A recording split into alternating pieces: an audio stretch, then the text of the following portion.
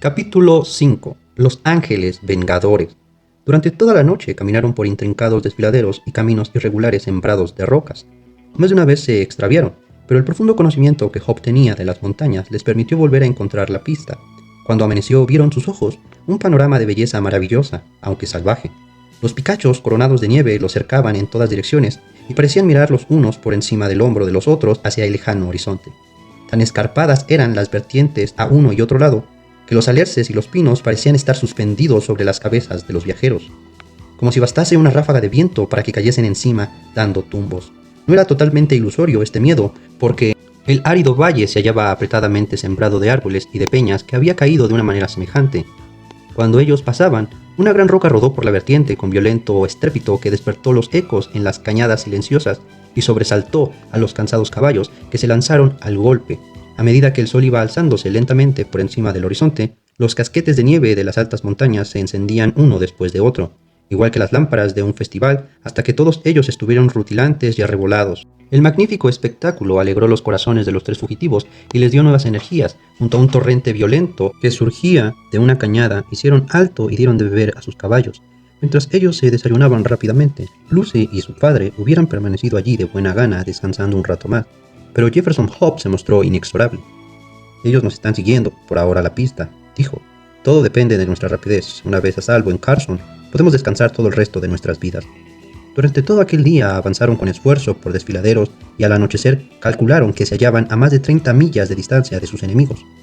Por la noche eligieron la base de un peñasco que formaba un satélite, donde las rocas ofrecían algún resguardo contra el viento frío, y allí, apretujados para mejor conservar el calor, disfrutaron de unas horas de sueño. Sin embargo, se levantaron antes que amaneciese y reanudaron la marcha. Ningún indicio habían descubierto de que los persiguiesen, y Jefferson Hope comenzó a pensar que se encontraban ya completamente fuera del alcance de la terrible organización en cuyas iras habían incurrido.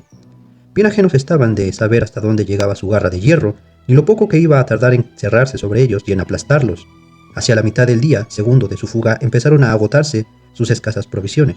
Esto provocó muy poco al cazador porque había en aquellas montañas posibilidades de cazar y él había tenido que fiarse muchas veces de su rifle para proveer lo necesario para la vida.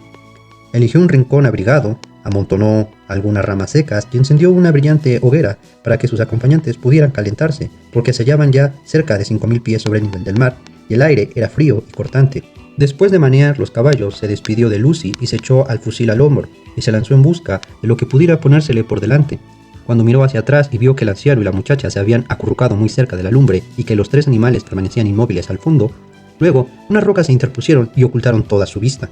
Caminó un par de millas pasando de una cañada a otra sin éxito, aunque, a juzgar por las señales que había en la corteza de los árboles y por otras indicaciones, pensó que eran abundantes los osos por aquellos alrededores. Por último, después de 2 o 3 horas de inútil búsqueda, empezó a pensar desesperado en el regreso, pero en ese instante alzó los ojos y lo que vio hizo vibrar de placer su corazón. 300 o 400 pies por encima de él, en el borde de un saliente que formaba la cima, distinguíase un animal que ofrecía algún parecido con un morueco, pero que estaba armado con un par de cuernos gigantescos. Aquel cuernos grandes, porque de esa manera se llama, montaba probablemente la guardia para seguridad de una manada invisible para el cazador, pero, por suerte, se hallaba mirando en dirección contraria y no lo había visto. Se tumbó boca abajo, apoyó el rifle encima de una roca y apuntó largo y firme antes de dar al gatillo. El animal pegó un bote, se tambaleó un instante al borde del precipicio y rodó estrepitosamente hacia la honda que había debajo. El animal resultaba demasiado pesado para cargárselo a la espalda y el cazador se contentó con cortar una de las piernas y parte del lomo. Con este trofeo al hombro volvió presuroso sobre sus pasos porque el crepúsculo se echaba encima. Sin embargo, no bien inició el regreso, se dio cuenta de la dificultad con que se enfrentaba. Llevado de su anhelo, se había aventurado más allá de las cañadas que él conocía y no resultaba tarea fácil la de encontrar el camino por el que había venido. El valle en que se encontraba dividíase y subdividíase en muchos desfiladeros tan parecidos los unos a los otros que resultaba imposible distinguirlos. Avanzó en un trecho de 1 milla o más hasta que llegó a un torrente de montaña que él estaba seguro de que no había visto nunca hasta entonces. Convencido de que se había metido por un paso equivocado, probó fortuna por otro, pero con idéntico resultado. La noche se iba echando rápidamente encima y ya era casi oscuro cuando encontró por fin un desfiladero que le era familiar. Aún entonces no le resultó tarea fácil la de seguir la pista exacta, porque no se había alzado la luna y los altos riscos a uno y a otro lado hacían que fuese totalmente profunda la oscuridad. La carga le abrumaba y, rendido ya por sus esfuerzos, avanzó a trompicones, reanimado su voluntad con el pensamiento de que cada paso que daba lo iba acercando a Lucy y de que llevaba alimento suficiente para el resto de su viaje.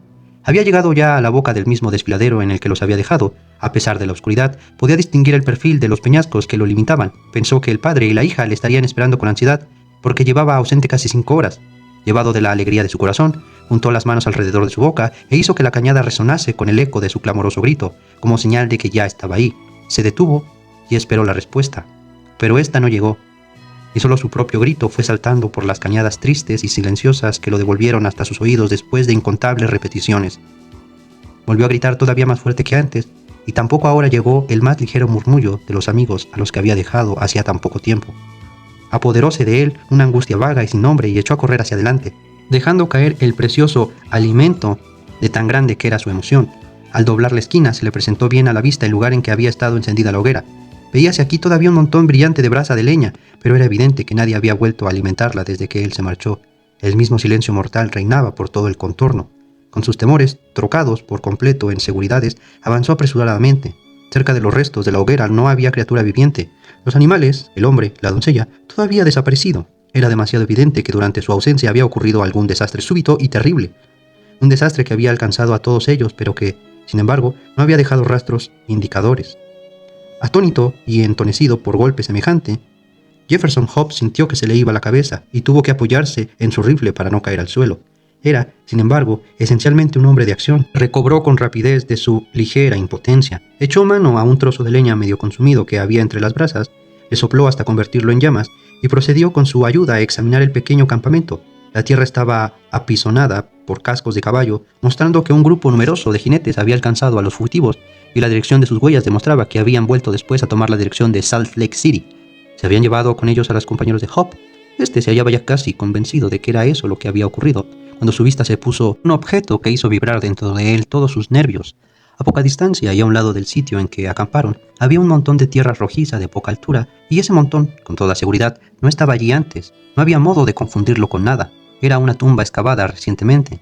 Al acercarse, el joven cazador vio que había clavado en ella un palo, con una hoja de papel metida en la hendidura hecha en una horquilla del mismo. La inscripción que se leía en el papel era concisa, pero elocuente. John Ferrier, que vivió en Salt Lake City, murió el día 4 de agosto de 1860. De modo, pues, que el valeroso anciano del que poco antes se había separado estaba muerto, y ese era todo su epitafio. Jefferson Hope miró a su alrededor, desatinado, para ver si había otra tumba más, pero no encontró ninguna señal.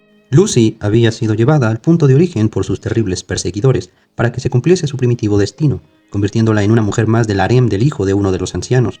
Cuando el joven tuvo la certidumbre de lo que le había ocurrido a la joven y de su propia impotencia para evitarlo, deseó yacer él también con el anciano granjero en el lugar silencioso de su último descanso. Sin embargo, su ánimo activo arrojó nuevamente lejos de sí el letargo que brota de la desesperación.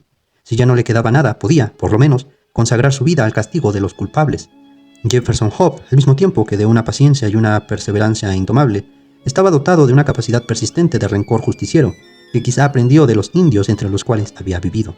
En pie, junto a la hoguera desolada, tuvo el convencimiento de que solo una cosa podía acallar su dolor, y esa cosa era la sanción plena y total del crimen, impuesto por sus propias manos a los raptores y asesinos. Resolvió consagrar a esa única finalidad su firme voluntad y su inalcanzable energía. Volvió sobre sus pasos con rostro ceñudo y, pálido hasta donde había dejado caer la carne, y después de reavivar el fuego encenizado a sola suficiente para unos cuantos días, le envolvió luego en un hato y, cansado como estaba, emprendió el camino de regreso por las montañas, siguiendo la huella de los ángeles vengadores. Caminó durante 5 días con los pies llagados y abrumado del cansancio por los desfiladeros que antes había atravesado a caballo. Por la noche se dejaba caer entre las rocas y arrancaba unas pocas horas al sueño, pero mucho antes que amaneciese volvía siempre a reanudar la marcha. Al 7º día llegó al cañón del Águila, desde el que iniciaría su malhadada jugada. Desde allí se descubría en la llanura el hogar de los santos. Agotado y exhausto, se apoyó en su rifle y amenazó fieramente con su mano curtida a la ciudad que se extendía silenciosa a sus pies. Estando contemplándola, se fijó en que había banderas y otras señales de festejos en algunas calles principales. Allá, base una hacienda cabala sobre lo que aquello podría significar, cuando oyó pisadas de cascos de un caballo y vio venir hacia él a un jinete montado en su cabalgadura. Cuando estuvo cerca, vio que se trataba de un mormón llamado Cooper, al que él había hecho algunos favores en distintas ocasiones. Se acercó, pues, cuando el jinete estuvo a su altura, a fin de averiguar cuál había sido la suerte de Lucy Ferrier. «Soy Jefferson Hope», le dijo. «Usted me recordará». El mormón le miró sin disimular su asombro. La verdad era difícil identificar en aquel caminante harapiento y desgreñado, de cara espantosamente pálida y de ojos feroces y desorbitados, el apuesto cazador joven de otros tiempos. Pero después, convencido de su identidad, la sorpresa del hombre se cambió en consternación. «Comete usted una locura en venir aquí», exclamó, «y no vale más que la suya mi vida si me ven hablando con usted. Los Cuatro Santos han alzado contra usted un mandamiento de prisión por haber ayudado a los Ferrier en su fuga». «No los temo a ellos ni temo a sus mandamientos», dijo Hope muy serio. «Copper, usted debe de saber algo del asunto. Yo le concuro por todo lo que más quiera a que conteste algunas de mis preguntas. Nosotros dos fuimos siempre amigos. Por amor de Dios, no se niegue a contestarme». «¿De qué se trata?», preguntó desasosegado el mormón. «Hable rápido, hasta las mismas rocas tienen oídos y los árboles ojos». «¿Qué ha sido de Lucy Ferrier?». «Ayer contrajo matrimonio con el joven Driver». «Levántese, hombre, levántese, está usted que parece un muerto». «No se preocupe por mí», le dijo Hope con voz débil. Hasta los mismos labios se le habían puesto blancos y se había dejado caer al pie del peñasco en aquel que se apoyaba. «¿De modo que ha contraído matrimonio?». «Sí, se casó ayer. Y esa es la razón de que ondeen aquellas banderas en la casa fundacional. Entre el joven Driver y el joven Stangerson hubo palabras sobre cuál de ellos se la tenía que llevar. Los dos formaron en la expedición que los persiguió y Stangerson había matado a tiros al padre, lo que parecía darle un título mejor, pero cuando expusieron argumentos ante el consejo, los partidarios de Driver resultaron los más fuertes y el profeta se le entregó a él. Sin embargo, no pertenecerá a nadie durante mucho tiempo, porque ayer la vi y en su rostro se leía la muerte. Más que una mujer, parece ya un fantasma». «¿Se marcha usted?». «Sí, me marcho», dijo Jefferson Hope, que se había levantado ya de donde estaba sentado. Era tan dura y tan firme la expresión de su cara que se hubiera dicho que estaba cincelada en mármol, mientras que sus ojos brillaban con luz siniestra. «¿A dónde va usted?». «No se preocupe», contestó Hope, y terciando el arma sobre la espalda se alejó por el desfiladero, adelante hasta el corazón mismo de las montañas y hasta las guaridas de las fieras. Entre todas ellas no había ninguna tan feroz y tan peligrosa como él mismo. La predicción que había hecho el mormón tuvo exacta cumplición. Ya fuese por la terrible muerte sufrida por su padre, ya fuese consecuencia de la odiada boda a la que se había visto obligada, la pobre Lucy no volvió a levantar la cabeza, sino que se fue apagando de tristeza y falleció antes de un mes. Su estúpido marido, que se había casado con ella, principalmente para entrar en posesión de los bienes de John Ferrier, no mostró gran dolor en su pérdida, pero las otras mujeres suyas sí que la lloraron y la velaron durante la noche anterior al entierro. Según es costumbre de los mormones, se hallaban agrupadas alrededor del féretro en las primeras horas de la madrugada, cuando ante su temor y asombro indecibles se abrió de par en par la puerta y entró en la habitación un hombre harapiento y de aspecto salvaje, y curtido por la vida en descampado. Sin dirigir una mirada ni una palabra a las encogidas mujeres, avanzó hasta el cuerpo blanco y mudo, que había servido de morada al alma pura de Lucy Ferrier. Se inclinó sobre ella, aplicó sus labios con reverencia a la frente fría, y acto continuo, alzando la mano de la difunta, le quitó del dedo el anillo de boda. «No la enterrarán con esto», gritó con fiereza, y antes que nadie pudiera dar la alarma, bajó a saltos las escaleras y desapareció. Tan rápido y extraordinario fue el episodio que hasta las que lo presenciaron les habría resultado difícil creer o hacer creer a los demás en su realidad si no hubiese sido por el hecho innegable de que el anillo de oro que indicaba su condición de casada había desaparecido. Durante algunos meses permaneció Jefferson Hope dentro de las montañas, llevando una vida extraña y selvática y alimentando en su corazón el feroz deseo justiciero de que se hallaba poseído. Relatábanse en la ciudad anécdotas de una figura fantástica que había sido vista rodando por los suburbios y que merodeaba por las cañadas solitarias de la montaña. En cierta ocasión, una bala atravesó silbando la ventana de Stangerson y fue a plantarse en la pared, a menos de un pie de distancia de la persona. En otra ocasión, cuando Driver pasaba por debajo de un peñasco, cayó rodando hacia él una gran piedra y solo escapó a una muerte terrible tirándose al suelo boca abajo. No tardaron los dos jóvenes mormones en descubrir la razón de aquellos atentados contra sus vidas y salieron al frente de varias expediciones, metiéndose en las montañas con la esperanza de capturar o de matar a su enemigo, pero siempre sin éxito. Después de adoptar la preocupación de no salir nunca, solos o después de oscurecido, y pusieron guardias en sus casas, al cabo de algún tiempo pudieron aflojar estas precauciones, porque ya nadie oyó hablar ni había visto a su adversario, por lo que confiaron en que el tiempo había pagado sus ansias justicieras. Muy lejos de eso, el tiempo ya había hecho algo, era aumentarlas.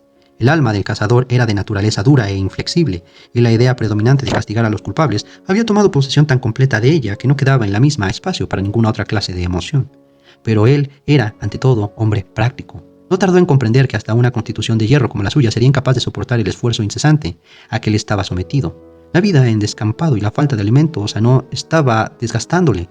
Si moría igual que un perro entre las montañas, en qué quedaría el castigo de los criminales. Sin embargo, esa era la muerte que le esperaba si él persistía. Comprendió que con ello hacía el juego a sus enemigos, y por eso regresó, aunque muy contra su voluntad, a las viejas minas de Nevada para recuperar allí la salud y reunir dinero suficiente que le permitiese perseguir su objeto sin pasar privaciones. Su propósito había sido permanecer ausente un año como máximo, pero un conjunto de circunstancias imprevistas le impidieron abandonar las minas durante casi 5 años.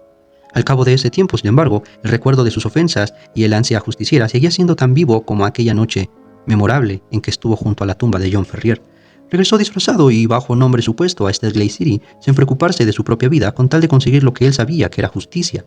Allí se tropezó con malas noticias.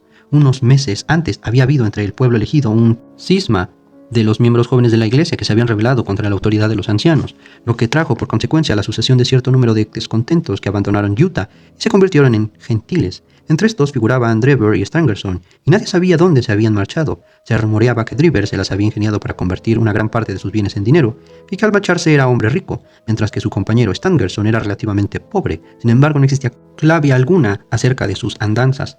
Habrían sido muchos los hombres que hubieran abandonado todo pensamiento de justicia en presencia de semejante dificultad, pero Jefferson Hope no se desalentó en un solo instante. Con la pequeña fortuna que poseía, completada con ciertos empleos que pudo conseguir, viajó de ciudad en ciudad por los Estados Unidos en busca de sus enemigos. Pasó un año y otro, sus negros cabellos se volvieron grises, pero él seguía caminando, convertido en un sabueso humano, con toda el alma puesta en el único objeto al que había consagrado su vida. Su perseverancia se encontró finalmente recompensada. Fue tan solo una visión rápida de un rostro en una ventana, pero ella bastó para enterarle de que Cleveland, en Ohio, guardaba a los hombres en cuya persecución iba. Regresó a su pobre alojamiento con el plan de castigo perfectamente preparado. Sin embargo, la casualidad había querido que Driver, al mirar desde la ventana, reconociese al vagabundo de la calle y leyese en sus ojos la muerte. Se apresuró a presentarse al juez de paz, acompañado por Stangerson, que era ahora secretario particular suyo, y expuso ante él que ambos se encontraban con su vida en peligro debido a los celos y al odio de un antiguo rival. Jefferson Hope fue detenido aquella noche y, como no pudo presentar fianzas, permaneció encarcelado por espacio de algunas semanas. Cuando recobró al fin la libertad, fue solo para encontrarse con que la casa Driver estaba deshabitada y que éste y su secretaria habían partido para Europa. Otra vez se había visto burlado el vengador y otra vez su rencor concentrado lo impulsó a seguir en la persecución. Sin embargo, necesitaba fondos y se vio obligado a volver al trabajo durante algún tiempo, economizando hasta el último dólar para el viaje inminente. Por último, cuando tuvo lo necesario para sostener su vida, partió para Europa y siguió la pista de sus enemigos de ciudad en ciudad, trabajando en cualquier oficio para ganar para el viaje, pero sin alcanzar nunca a los fugitivos. Cuando llegó a San Petersburgo, ellos se habían puesto en camino para París, y cuando él los siguió a esa ciudad, se enteró de que acababan de salir para Copenhague. A la capital danesa llegó con un retraso de pocos días, porque ya ellos habían marchado para Londres, ciudad en la que logró por fin cazarlos. Lo mejor que podemos hacer para saber lo que allí ocurrió es copiar el relato del propio cazador tal como se haya registrado en el diario del Dr. Watson, al que tanto debemos ya.